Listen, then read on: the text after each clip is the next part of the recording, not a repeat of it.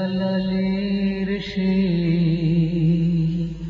তলোয়ার দেখে আমি বুঝতে পেরেছি, জিহাদের মানে হলো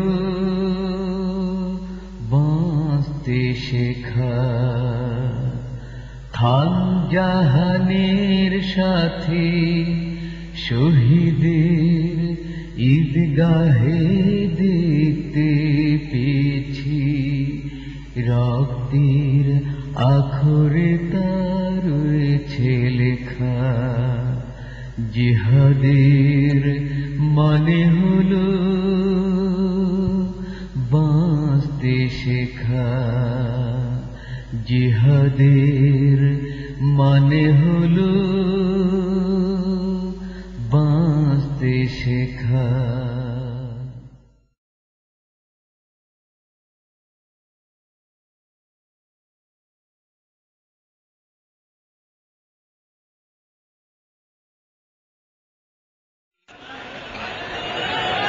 الحمد لله نحمده ونستعينه ونستغفره ونعوذ بالله من شرور أنفسنا ومن سيئات أعمالنا. من يهد الله فلا مضل له ومن يضلل فلا هادي له. ونشهد أن لا إله إلا الله وحده لا شريك له. ونشهد أن سيدنا وحبيبنا ومولانا محمدا عبده ورسوله الذي أرسله بالحق بشيرا ونذيرا وداعيا إلى الله بإذنه وسراجا منيرا. وقد قال الله تعالى في كلامه المجيد وفرقانه الحميد: أعوذ بالله من الشيطان الرجيم. بسم الله الرحمن الرحيم. إن الله وملائكته يصلون على النبي يا أيها الذين آمنوا صلوا عليه وسلموا تسليما. اللهم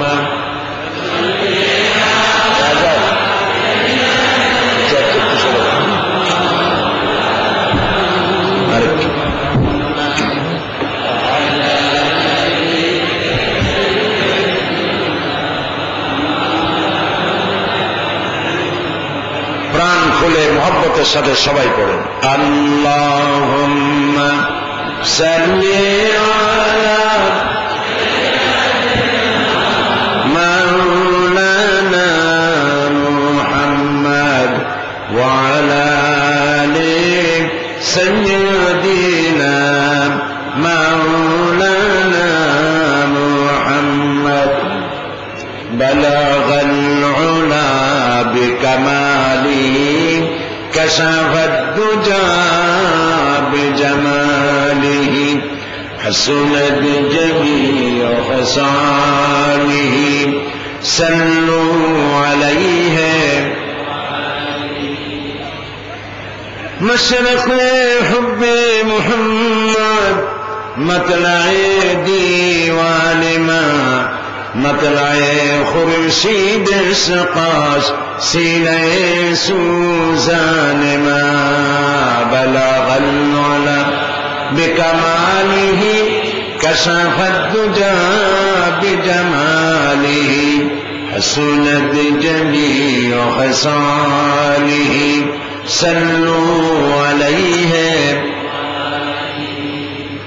سورة يوسف بداری حکمت لقمان ما قاریے قرآن باری اے دل شادمان من بلغ العلا بکمالہ کشف الدجى بجماله حسنت جميع خصاله صلوا عليه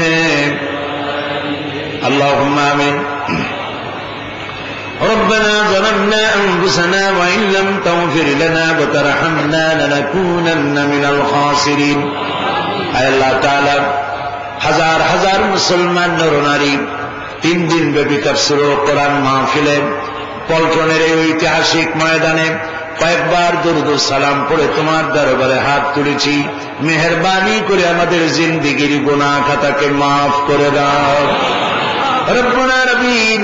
এই মাহফিলের আয়োজন যারা করেছেন আর শোনার জন্য যারা এসেছেন, কিয়ামতের দিন মুসিবতের সময় এই মাহফিল আমাদের সকলের জন্য নাজাতের ওসিলা বানিয়ে দিও আল্লাহ। ইয়া রব करम तू अगर करे वो बात जुबां को जो दिल पर असर करे। ربنا تقبل منا إنك أنت السميع العليم وتب علينا إنك أنت التواب الرحيم سبحان ربك رب العزة عما يصفون وسلام على المرسلين والحمد لله رب العالمين لا إله إلا الله لا إله لا إله إلا الله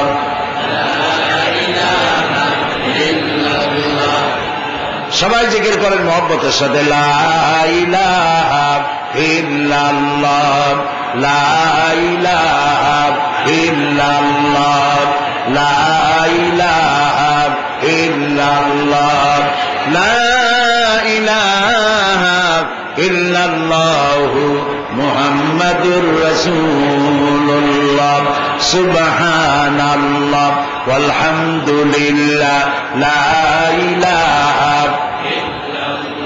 সবাই করেন সুবহানাল্লাহ আলহামদুলিল্লাহ লা ইলাহা ইল্লাল্লাহ সুবহানাল্লাহ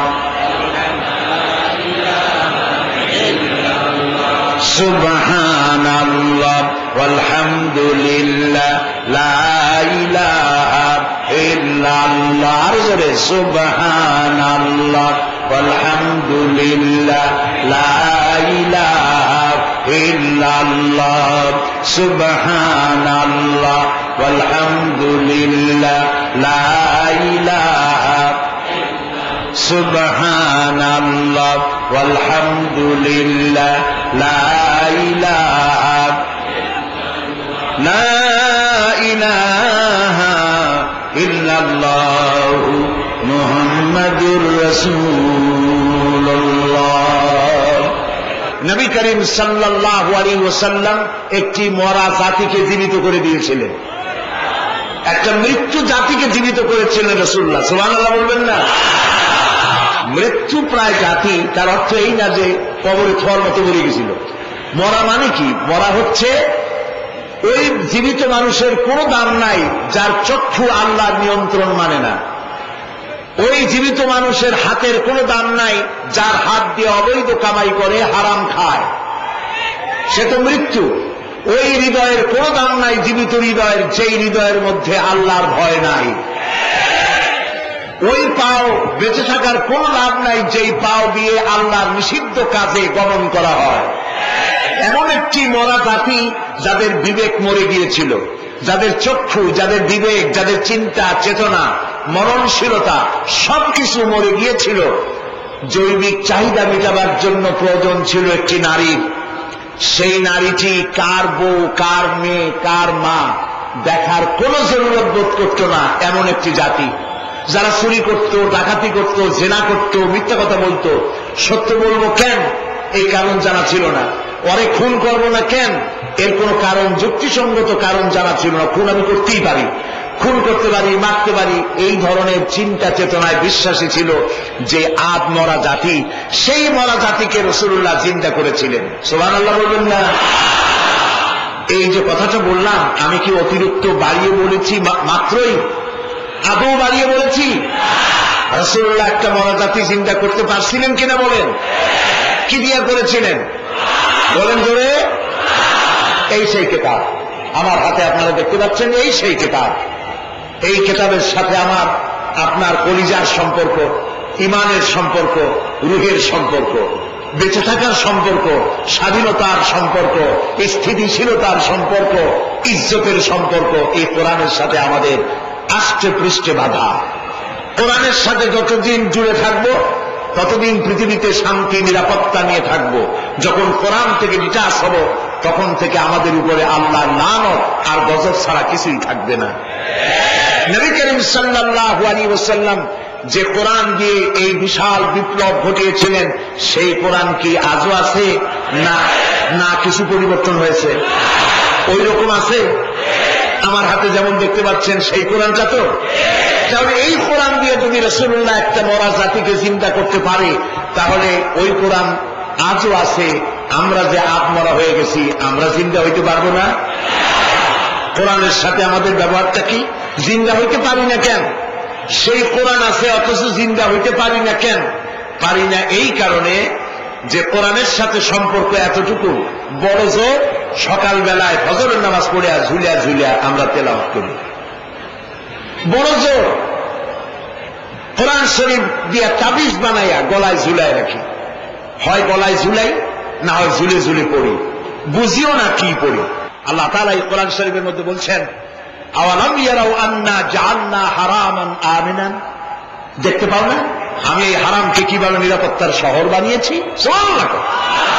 দেখো না পৃথিবীতে যখন চতুর্দিকে চুরি, ডাকাতি, জেনা, ব্যভিচার, হত্যা, ধর্ষণে ভরপুর, তখন এই আমার কাবা, আমার এই হারামাইনের শরীফাইন, চুরি নাই, ডাকাতি নাই, জেনা নাই, ব্যভিচার নাই, হত্যা নাই, ধর্ষণ নাই, হাইজাক নাই। সুবহানাল্লাহ। তোমরা আমাদের বলো আমরা সন্ত্রাসী। আমি তোমাদেরকে চিনি, তোমার ইউরোপ আমেরিকা আমি দেখছি, একবার না বহুবার দেখেছি। ইউরোপ এবং আমেরিকার প্রত্যেকটি মার্কেট বেলা 4টার সময় সব বন্ধ হয়ে যায়। কেন? এই কারণে বন্ধ হয়, সন্ধ্যা আসলে নিরাপত্তা দিতে পারবে না, কত লুট হবে, কত ডাকাতি হবে, ঠেকাইতে পারবে না। আমাদের কল সন্ত্রাসী বেটা বুশ আমার বাংলাদেশে আয়, যশোরে যা, কুষ্টিয়ায় যা, আমার নরসিংদীর কাছে বাবুরহাটে যা, পুলিশ নাই, বিডিআর নাই, সারা রাত শত শত কোটি টাকার ব্যবসা হয়। এবং তা এই জন্য হয় আমরা মুসলমান। তাই এনেছে একটা ইরাক। কেন আসছে তা বুঝতে পারছি। এটা কি? যদি প্রশ্ন করা হয় এই পৃথিবীতে সব থেকে ঘৃণিত মানুষকে, চতুর্দিকে পারমাণবিক অস্ত্র খুঁজতে আসছেন উনি। পারমাণবিক অস্ত্র তো পাইল না। এই 10 মাস হয়ে গেছে, পাইছে?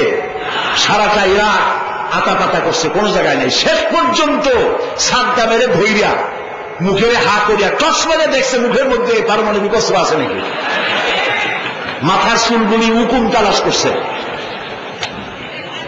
এখন আশেপাশের যে মুসলিম রাষ্ট্রগুলি, তাদের সাহস করা উচিত, তাদের বলা উচিত বেটা বুশ পাইল না তা কিছু ভাগ বেরিয়ে যা। আর তখন তারা কোনদিন সম্মান নিয়ে যাইতে পারে না, জুতার বাড়ি খেয়ে দাও লাগে।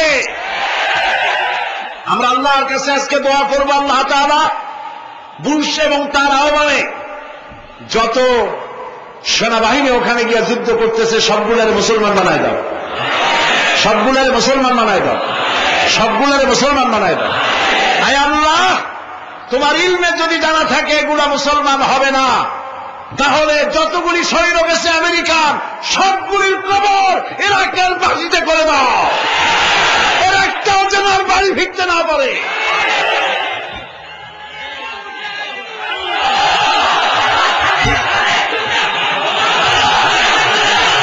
প্রিয় ভাই সব,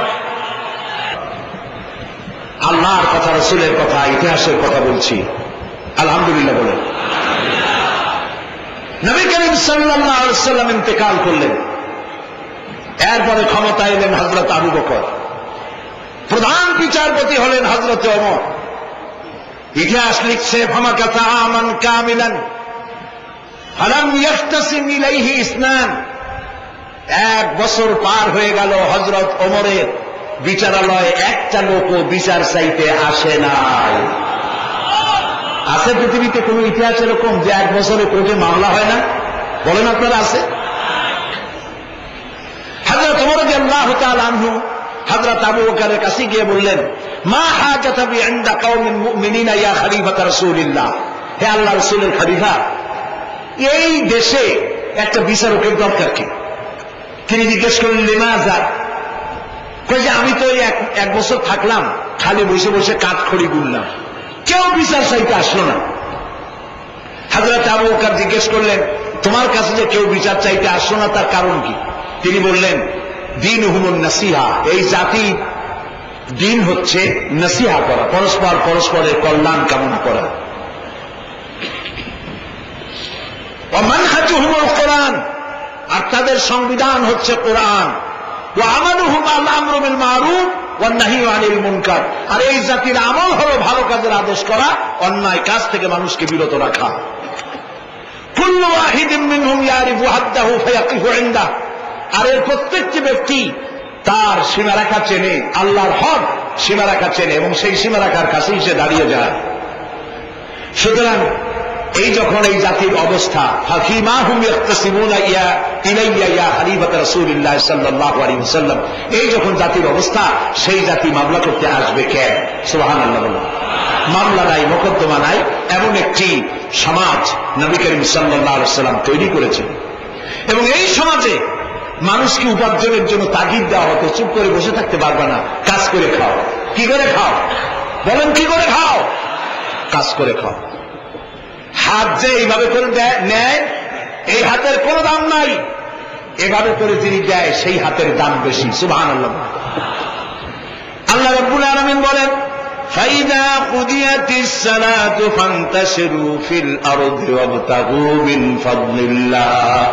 নামাজ যখন পড়া হয়ে গেল, ছড়িয়ে পড়ো আমার ময়দানে, ক্ষেত খামারে, অফিসে, আদালতে, রুজি কামাই করো, বসে থেকো না। রাসূলুল্লাহ বলেছেন, ইযা সাল্লাইতুমুল ফাজরা ফালা তানুমু আন তালবি আরযাকিকুম। ফজরের নামাজ যখন পড়া হয়ে গেল, বসে থেকো না, ফালা তানুমু, ঘুমায়ো না, আন তালবি আরযাকিকুম, রুজি কামাবার জন্য মাঠে ময়দানে নেমে যাও। হযরত ওমর রাদিয়াল্লাহু তাআলা আনহু মসজিদে নববীতে ফজরের নামাজ পড়ে দেখলেন এক গ্রুপ লোক সেখানে বসা। জোহরের সময় দেখলেন সেই লোকগুলি বসা, আসরেও দেখলেন, মাগরিবেও দেখলেন, এশাও দেখলেন।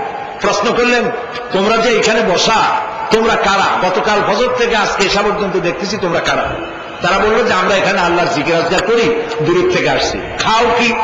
যে কিছু লোকেরা আমাদেরকে রান্না বান্না করে খাওয়ায়, আমরা আল্লাহর জিকির করি তো এই জন্য রান্না বান্না করে আমাদের খাওয়ায় যায়। হযরত তোমার বলছেন, তোমাদের মতো অলসগুলোরে যে খাওয়ায়, তোমাদের থেকে ওই লোকগুলির মর্যাদা আল্লাহর কাছে অনেক বেশি।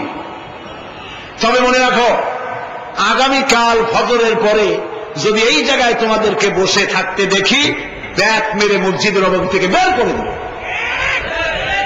নবী করিম সাল্লাল্লাহু আলাইহি ওয়াসাল্লাম তার রাষ্ট্র ব্যবস্থার মধ্যে একটি ব্যাংক তৈরি করেছিলেন। ব্যাংকের নাম ছিল বাইতুল মাল। বরুণ ব্যাংকের নাম কি ছিল? বাইতুল মাল। এই বাইতুল মাল ইনগ্রাল সেশন, ওপেনিং সেশন, এই বাইতুল মাল ব্যাংকে রাসূলুল্লাহ উদ্বোধন করলেন।